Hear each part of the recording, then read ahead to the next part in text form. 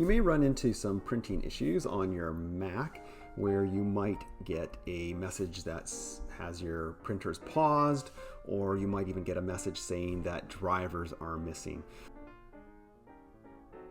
So the first thing we're going to do is remove the printers. And to do this, we're going to go into System Settings, which you can access from the dock or from under the Apple.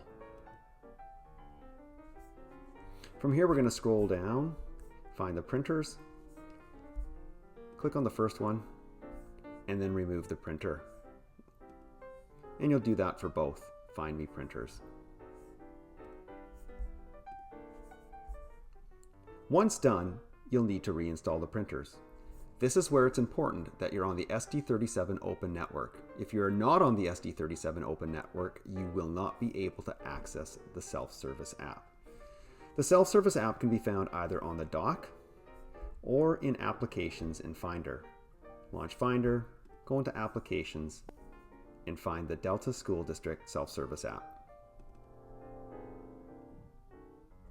Once it launches, you are going to find the printers for your site. Not add a custom printer, just the printers for your site.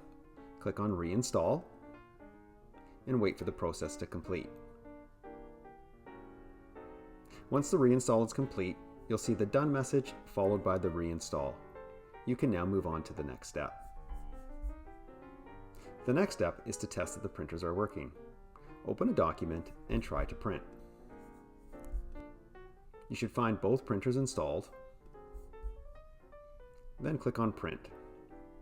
If you are prompted to enter any credentials, be sure to enter your employee number for your username and then your Employee Connect password for the password. Now the printer has disappeared from the dock, which is an indication that the printing has gone through. You should now be able to print as normal.